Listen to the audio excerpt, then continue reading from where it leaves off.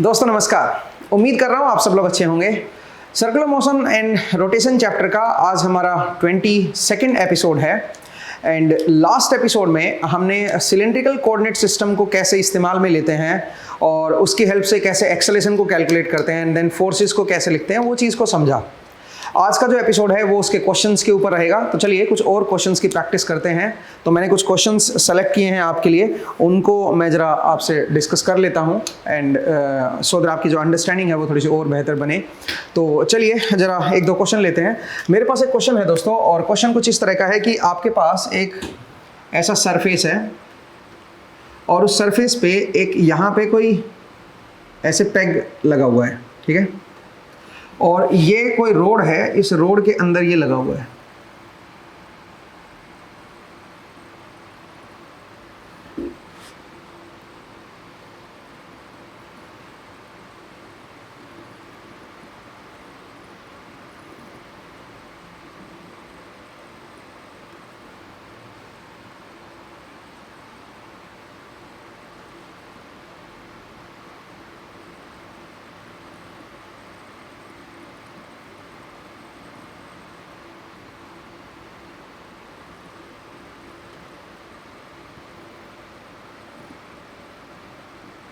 और यहाँ पे ये फिक्स्ड है, यहाँ पे आपका ये फिक्स्ड है, ठीक है। और हम क्या कर रहे हैं, हम इसको एक तरह से ये जो एंगल है, इसका जो मिडिल लाइन है उसका जो एंगल है वो आपको दे रखा है, बल्कि ये एंगल दे रखा है, यहाँ से नहीं दे रखा, यहाँ से दे रखा है क्वेश्चन में।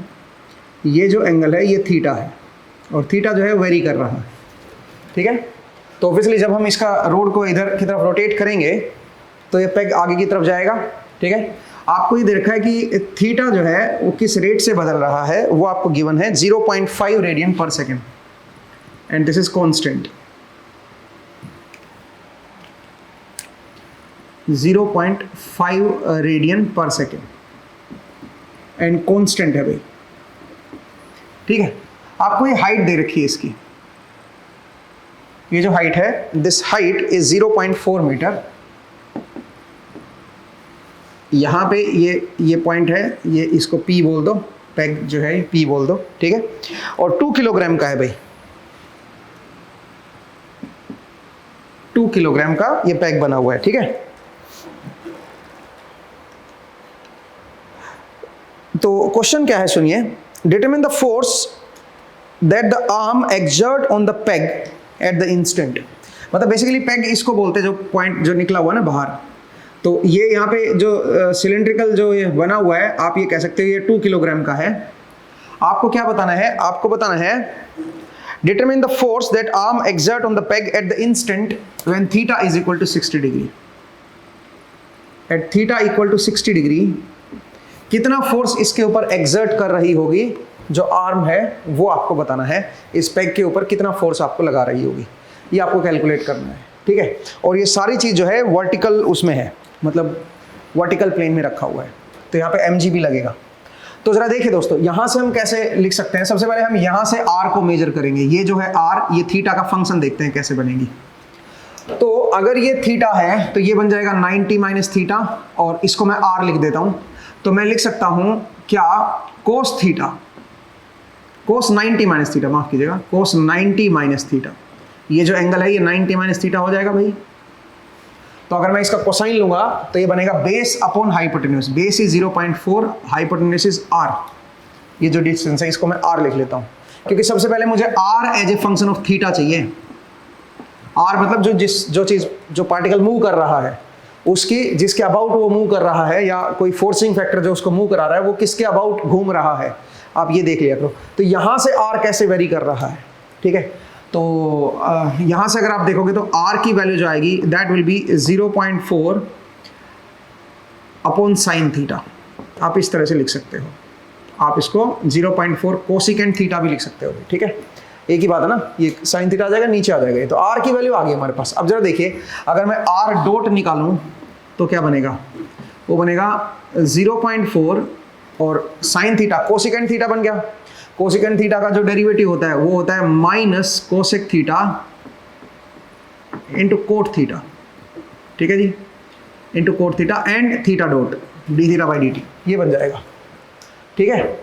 अब आइए r double dot, r double dot क्या बनेगा, माइनस 0.4 कोसेकेंट थीटा को हम क्या लिखेंगे, again minus cosec theta into cot theta, और बाकी टर्म्स यूं क्यों लिख दो, ठीक है, बाकी टर्म्स मैंने यूं क्यों लिख दी, पहले इसका डेरिवेटिव लिया, बाकी यूं क्यों, और थीटा डॉट का स्क्वायर हो जाएगा भाई, ठीक है। देखो क्या किया, पहले मैंने इसका डेरिवेटिव लिया, तो इसका डेरिवेटिव क्या बनेगा, minus cosec theta into cot theta into theta dot, तो थीटा डॉट का स्क्वायर हो गया और कोट थीटा यहाँ पे आ गया, ठीक है।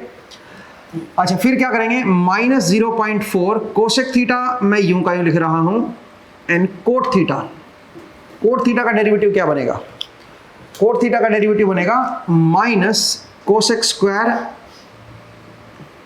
थीटा एंड थीटा डॉट, तो थीटा डॉट का क्या हो जाएगा, फिर से स्क्वायर हो जाएगा, ठीक है भाई, एंड फिर से minus 0.4 cosec theta into cot theta, अब ये दोनों मैंने सेम रख लिए और इसका डेरिवेटिव ले लिया थीटा डबल डॉट, और थीटा डबल डॉट जो है वो मेरा 0 है, तो इसका मतलब ये टर्म तो जो है गायब ही होगी पूरी, तो बची सिर्फ ये ऊपर वाले टर्म। तो अगर मैं ऊपर वाले टर्म को अगर मैं लिखना चाहूँ, पहले तो आर डॉट की वैल्यू निकाल लेते हैं, थीटा की वैल्यू 60 रख दो, तो थीटा की वैल्यू 60 रखोगे तो ये बन जाएगा माइनस 0.4 कोसेक 60, तो 1/sin 60 √3/2 होता है, तो 2/√3 आ जाएगा, 2/√3 एंड कोट 60 जो होता है वो आपका बनेगा 1/√3,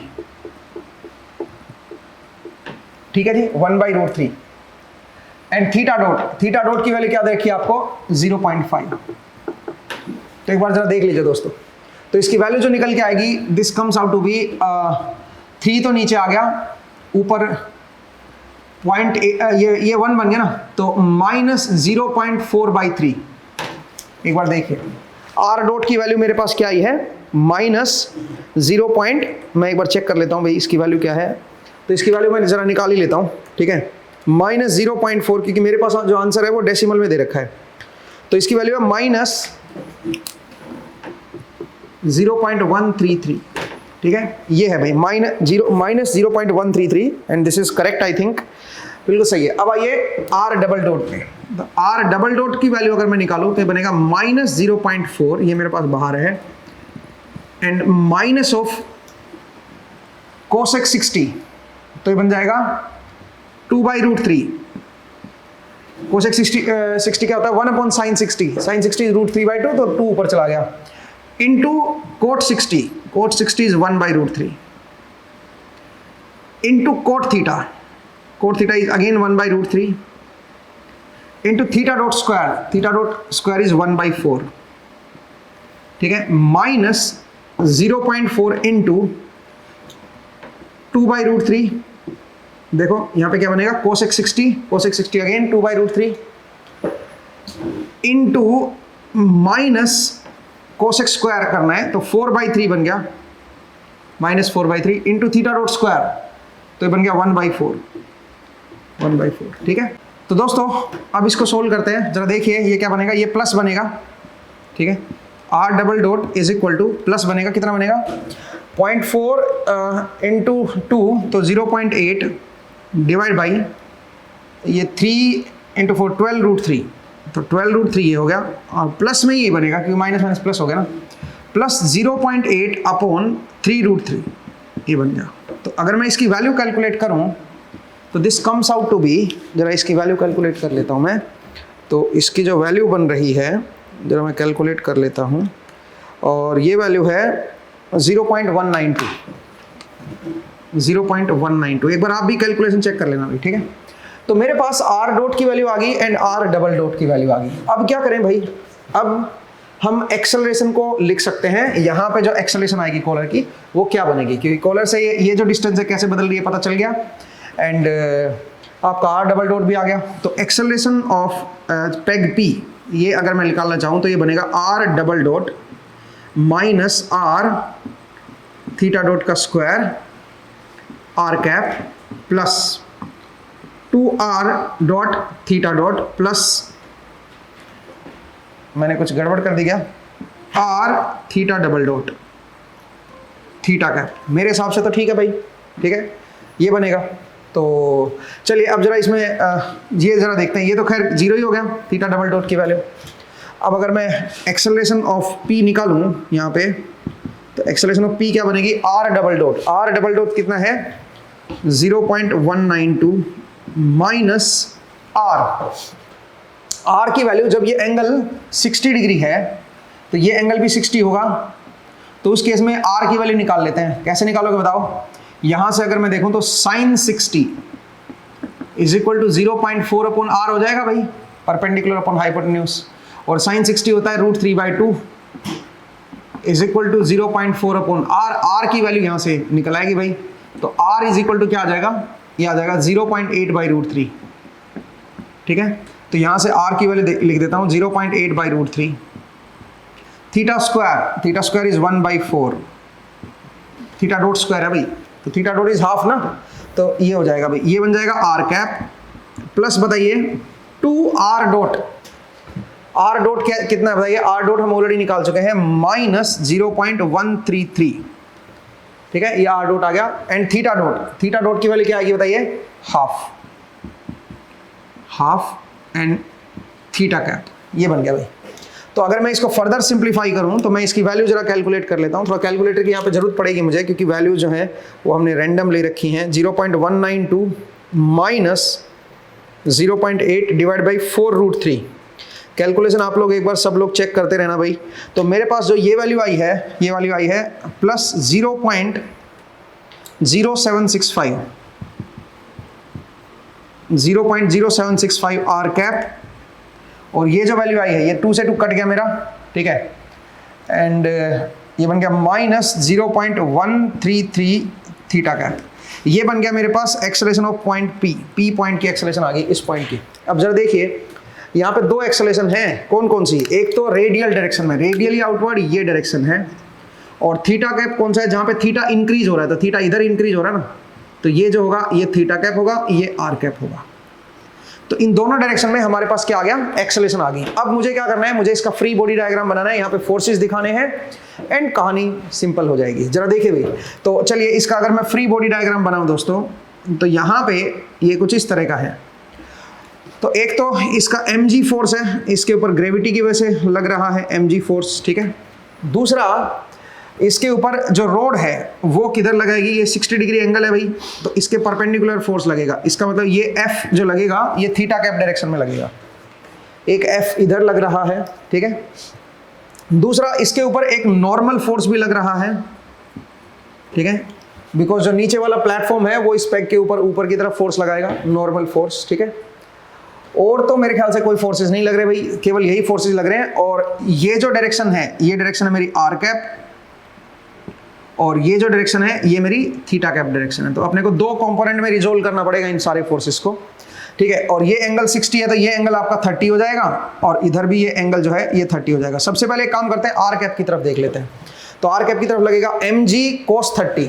mg कितना है बताइए, m है इसका 2, तो 2 इंटू 9.81 cos 30। अब कैलकुलेटर है तो 9.81 ही ले लेते हैं, चलो। तो mg cos 30 minus n cos 30, तो n cos 30, ये मेरे पास रिजल्टेंट फोर्स हो गया r कैप की तरफ। This has to be equal to mass into acceleration. Acceleration है 0.0765, ठीक है जी। तो ये मेरे पास r कैप की तरफ नेट फोर्स से हमने लिख दिया। नेक्स्ट आइए थीटा कैप की तरफ। तो थीटा कैप की तरफ एक फोर्स ये लग रहा है F, और एक फोर्स कौन सा लगेगा, mg sin 30, 2 into 9.81 into sine 30, mg sin 30, ठीक है। तो F लग रहा है, एक mg sin 30 लग रहा है, एक कौन सा लग रहा है बताओ जरा इधर, एक ये माइनस n वाला लग रहा है ना भाई, minus n sin 30, minus n sin 30। और ये वैल्यू क्या हो जाएगी, ये वैल्यू हो जाएगी mass into acceleration. Acceleration negative है थीटा कैप की तरफ, तो माइनस 0.133 ये लिखेंगे भाई, ठीक है। अब जरा ऊपर वाले से देखिए, ऊपर वाले से मैं एक काम करता हूं, n की वैल्यू निकाल लेता हूँ और n की वैल्यू यहाँ पुट कर देता हूँ। कहानी सिंपल है भाई, ठीक है। तो ऊपर वाले से अगर मैं cos 30 देखूँ तो cos 30 होता है √3/2, 2 से 2 कट जाएगा, 9.81 √3 बनेगा। तो मैं इसको इधर लिख देता हूँ 9.81 √3, ये तो पहली टर्म निकल के आएगी, minus n √3/2 is equal to twice of 0.0765, ठीक है जी। अब जरा देखिए यहां से अगर मैं n की वैल्यू को कैलकुलेट करूंगा तो n की वैल्यू क्या आएगी वो जरा देख लेता हूं। तो सबसे पहले इसकी वैल्यू को 2 से मल्टीप्लाई कर देता हूं, ठीक है, और इसमें से माइनस कर देता हूं। तो 9.81 इंटू √3 और उसमें से माइनस कर देते हैं ये वाली वैल्यू, ठीक है। तो मेरे पास आ गया, इंटू क्या करना है, तो इससे मेरे पास n की वैल्यू आ गई 19.44, 19.44 न्यूटन जो है वो मेरे पास n की वैल्यू आ गई भाई, ठीक है। नॉर्मल फोर्स आ गया मेरे पास। अब नॉर्मल फोर्स की वैल्यू यहां पे पुट कर देते हैं। तो यहां से F प्लस ये 9.81 ही रह गया, माइनस 19.44 डिवाइड बाई 2 हो जाएगा, is equal to minus of 0.266, इस तरह से लिख सकते हो। तो अगर मैं इसको बराबर के उधर लेके जाऊं तो F की वैल्यू क्या बनेगी वो जरा देख लेते हैं। तो इसको मैंने 2 से डिवाइड कर दिया और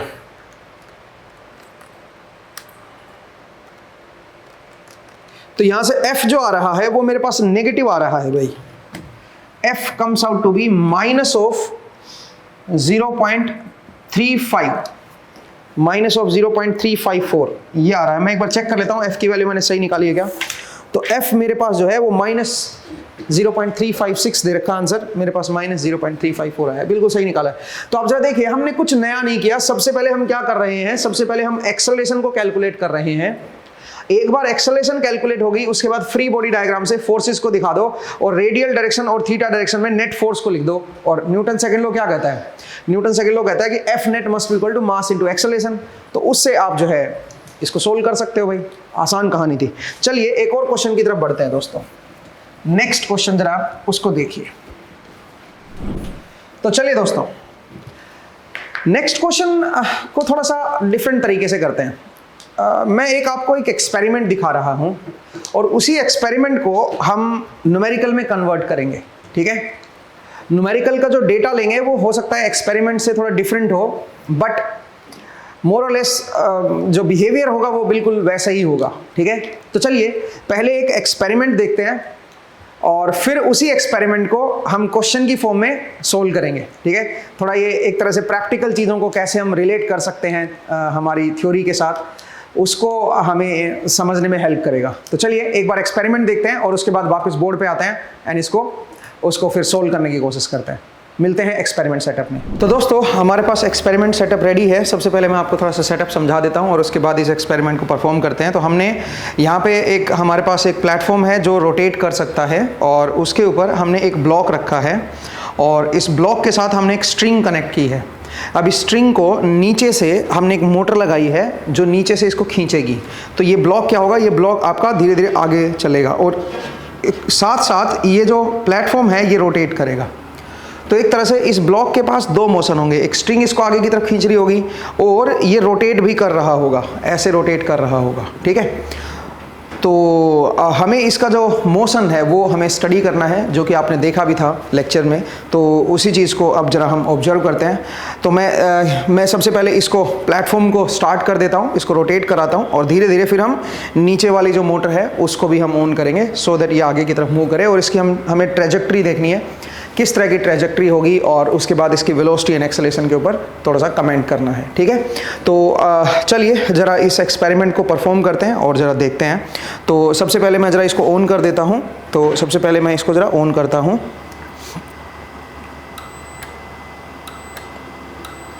ओके, ये अब आपका रोटेट होना स्टार्ट हो गया है। अब मैं एक काम करता हूँ, जो मोटर है उसको ज़रा ऑन कर रहा हूँ, ठीक है। तो मोटर को जो है मैं यहाँ से आपका ऑन करूँगा, ठीक है। आई होप आप सब लोग रेडी होंगे।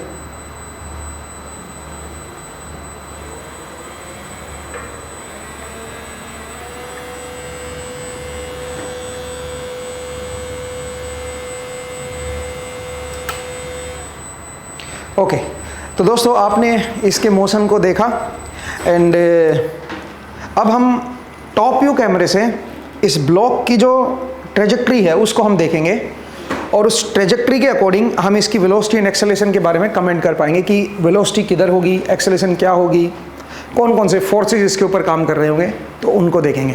तो ठीक है, तो इसको एक बार हम स्लो मोशन में देखते हैं और इसको एनालाइज करते हैं।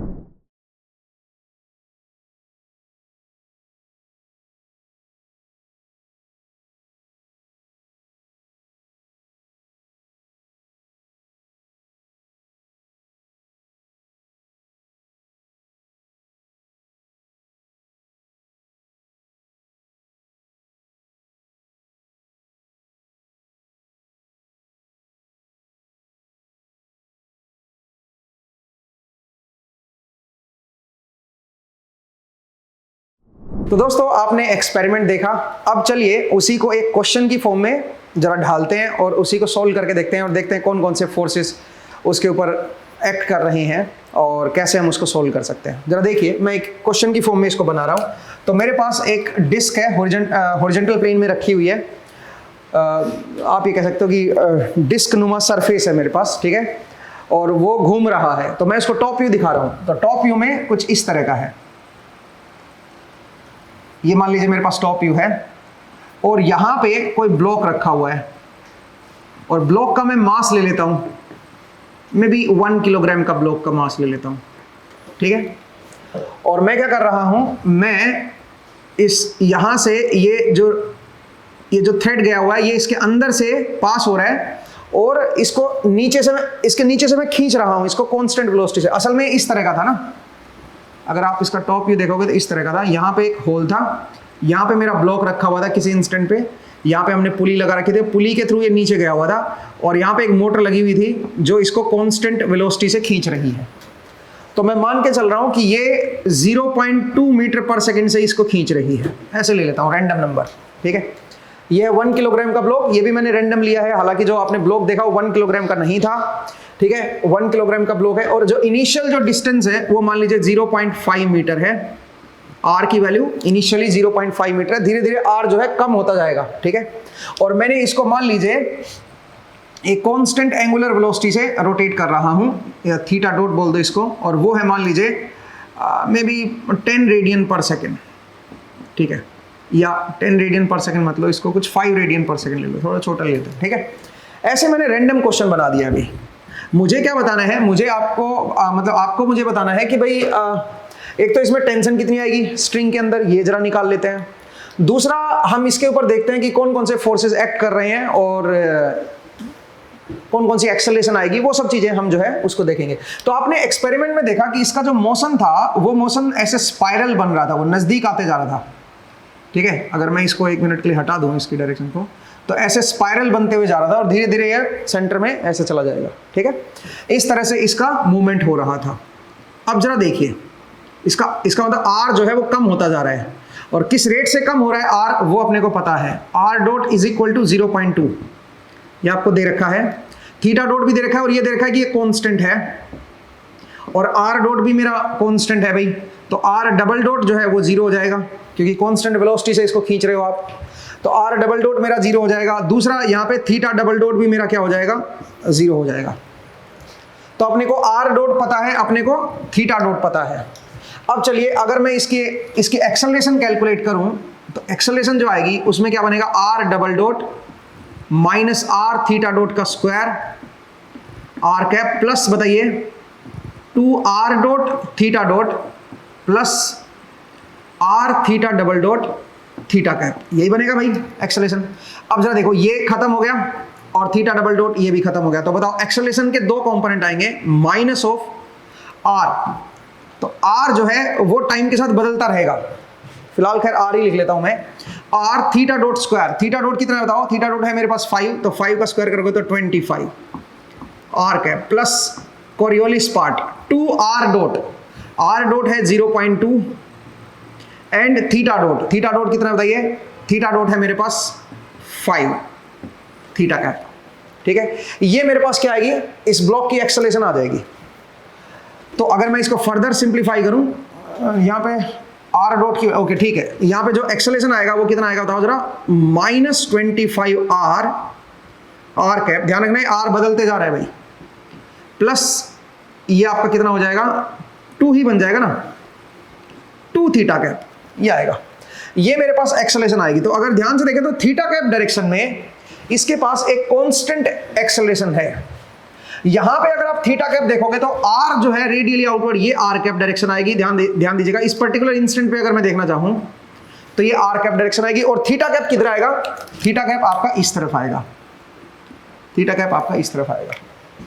लेकिन अगर मैं इसके मोशन की बात करूं तो इसका जो मोशन है, थीटा कैप की तरफ एक फोर्स लग रहा है क्योंकि एक्सेलरेशन है उधर, ऑब्वियसली एक फोर्स लगेगा, और एक फोर्स माइनस आर कैप की तरफ लग रहा है।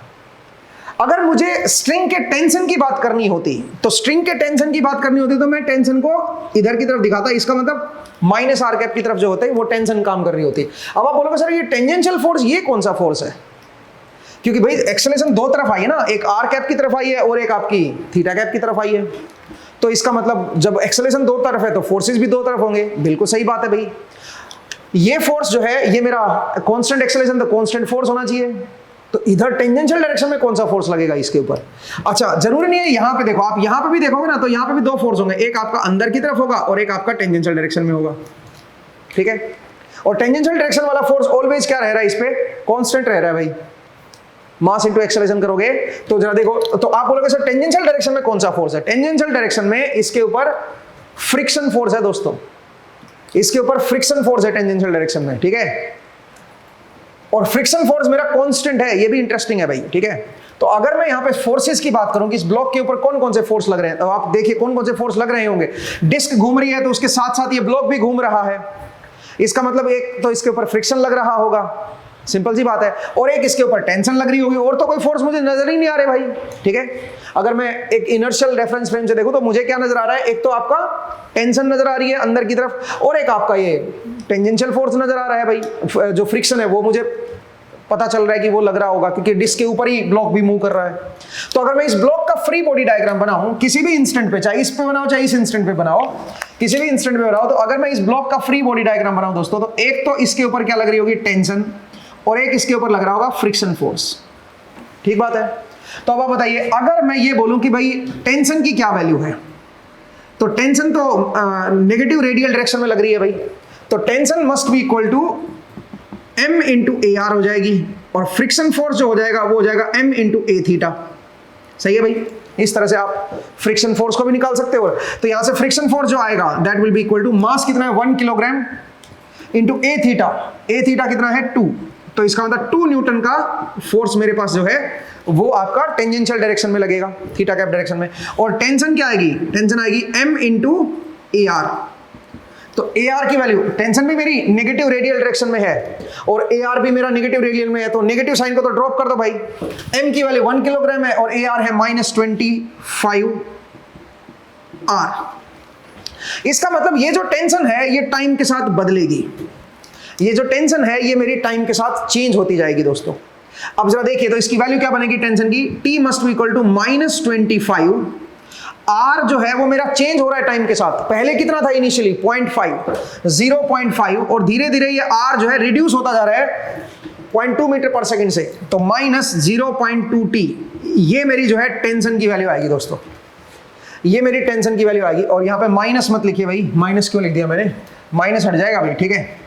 तो मास मेरा 1 बनेगा और एक्सेलरेशन 25 आर, माइनस क्यों हट गया, क्योंकि टेंशन भी माइनस रेडियल डायरेक्शन में है और एक्सेलरेशन भी माइनस रेडियल डायरेक्शन में, तो माइनस थोड़े ना आएगा भाई, यहाँ पे प्लस लिखो, तो ये मेरे पास जो है टेंशन की वैल्यू आएगी, ठीक है।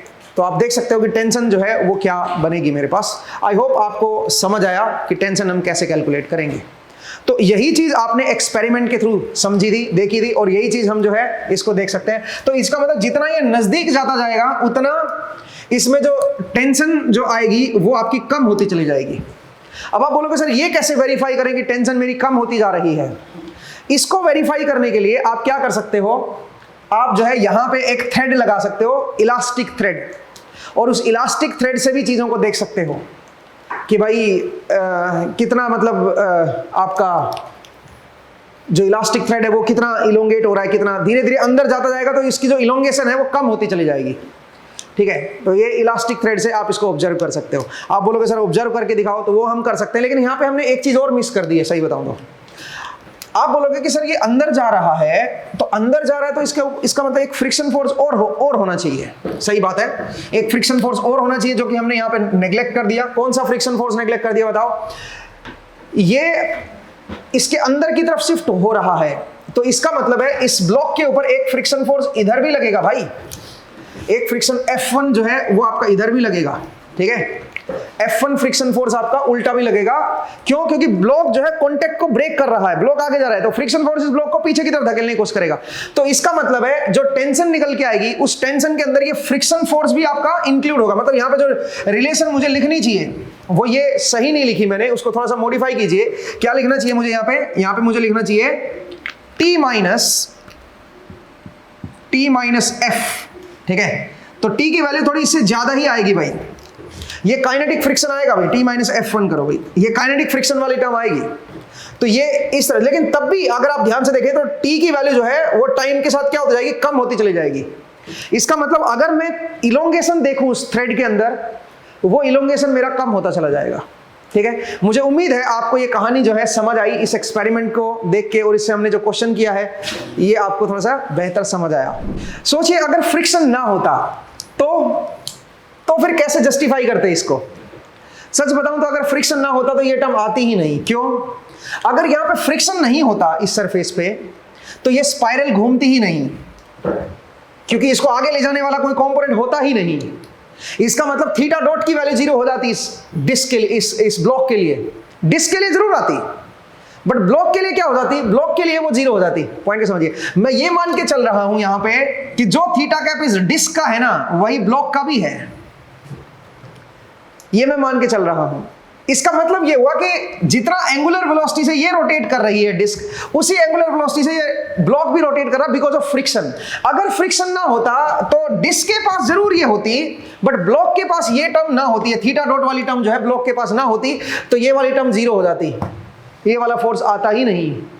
केवल एक ही फोर्स आता अंदर की तरफ। ठीक है, अंदर भी क्योंकि कांस्टेंट वेलोसिटी से अंदर जा रहा है, तो अंदर की तरफ जो टेंशन आती वो भी आपकी जो है वो भी आपकी नहीं आती फिर आपको, क्योंकि कांस्टेंट वेलोसिटी से मूव कर रहा है ये। ठीक है, तो अगर कांस्टेंट वेलोसिटी से मूव कर रहा है तो क्या ये टर्म आती? क्या ये टर्म ही नहीं आती, क्योंकि थीटा डॉट 0 हो गया। पॉइंट को समझिए। तो अगर यहाँ पे फ्रिक्शन ना होता दोस्तों, तो आपको सिर्फ ये ब्लॉक सीधा नजर आते हुए दिखता। बेशक डिस्क नीचे रोटेट कर रही है, बट ब्लॉक उसके साथ रोटेट नहीं करता, अंदर आते हुए दिखता कांस्टेंट वेलोसिटी से। ना कोई टेंशन होती स्ट्रिंग के अंदर, कुछ नहीं होता। लेकिन क्योंकि यहाँ पे फ्रिक्शन है, तो आप देखिए कि ये जो कंपोनेंट है ये फ्रिक्शन की वजह से आ रहा है। ठीक है, क्योंकि मैं ये मान के चल रहा हूं कि जिस एंगुलर वेलोसिटी से डिस्क रोटेट कर रही है, उसी एंगुलर वेलोसिटी से ब्लॉक भी रोटेट कर रहा है। आई होप आपको ये समझ आया। ठीक है, एक और इंटरेस्टिंग बात बताता हूं। जरा सोचिए, अगर आप इसको दिखाना चाहो कि सर प्रूव करो कि टेंशन जो है वो टाइम के साथ जो है कम होती जाएगी, तो आपको मैंने तरीका बता ही दिया है। आप क्या करोगे, एक थ्रेड लगा के, इलास्टिक थ्रेड, और उससे देख सकते हो कि दूरी जब होगी तो ज्यादा टेंशन दिखाएगा, जितना नजदीक आता जाएगा वो टेंशन जो है वो जो इलास्टिसिटी उसकी जो इलास्टिक जो बना था वो धीरे धीरे कम होना शुरू हो जाएगा। जितना नजदीक आता जाएगा उतना वो कम होता चला जाएगा। तो ये खैर हमने ऑब्जर्व नहीं किया, बट आप इसको देख सकते हो। ठीक है, एक और तरीके से भी देख सकते हो दोस्तों, और वो क्या तरीका है, आप स्प्रिंग लगा के भी देख सकते हो उनके बीच में। ठीक है, उससे आप एक्यूरेटली मेजर कर लोगे कि कितना जो है वो फोर्स है।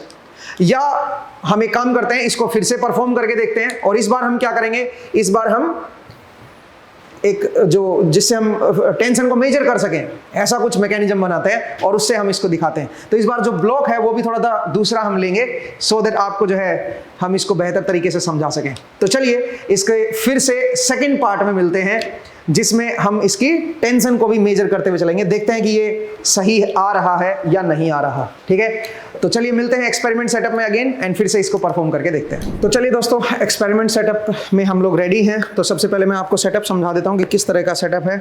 अगेन हमने मोटर लगा रखी है नीचे, जिसको हम यहाँ से ऑन करेंगे तो मोटर साथ साथ घूमेगी। तो ये जो वायर है ये आपका अंदर की तरफ आएगा। ठीक है, यहाँ पे हमने 2 कैमरे लगा रखे हैं, एक हमारा टॉप व्यू कैमरा लगा हुआ है और एक हमारा यहाँ पे रोटेटिंग फ्रेम पे कैमरा लगा हुआ है, ठीक है। तो रोटेटिंग फ्रेम वाला जो कैमरा है ये क्या करेगा, ये इसको कैप्चर करेगा, इस ब्लॉक को, ये ब्लॉक कैसे आ रहा है उसको देखेगा। इस थ्रेड को कौन खींचेगा, कांस्टेंट वेलोसिटी से नीचे वाली जो मोटर है वो इसको नीचे की तरफ खींचेगी। तो देखते हैं, टेंशन अपने को देखनी है। तो यहाँ पे आप देख सकते हो कि हमने दो जो है दो रेड स्ट्रिप लगा रखे, उनके बीच में एक इलास्टिक रबड़ लगा रखा है। तो ये जो इलास्टिक रबड़ की जो इलोंगेशन है ये अपने को टेंशन के बारे में बताएगी कि यहाँ पे टेंशन ज़्यादा आएगी कि यहाँ पे टेंशन ज़्यादा आएगी, या जैसे जैसे अंदर आएगा वैसे वैसे ये टेंशन जो है ये कम होती चली जाएगी, उसको देखेंगे।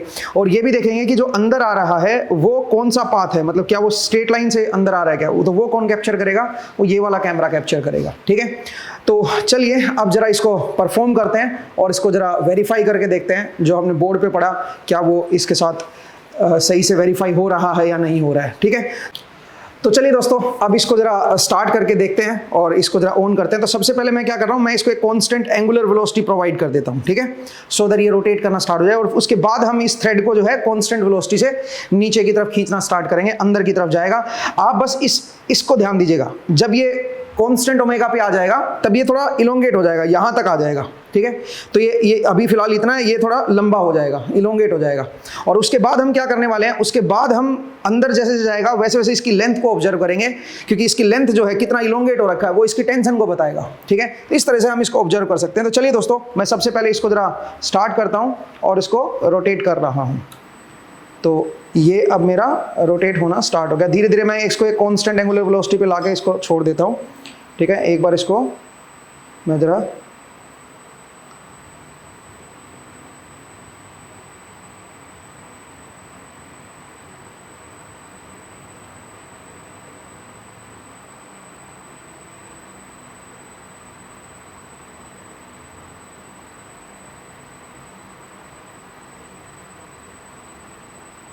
आई थिंक काफ़ी है ये,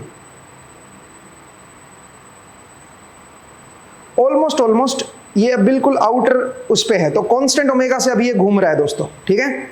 अब मैं क्या करूंगा, अब मैं जो अंदर मेरी जो मोटर लगी हुई है वो इस स्ट्रिंग को अंदर की तरफ खींचेगी कांस्टेंट वेलोसिटी से। अभी जो हमारा जो इलास्टिक रबड़ है वो काफ़ी लेंथी हो चुका है, काफ़ी उसमें टेंशन आ रखी है।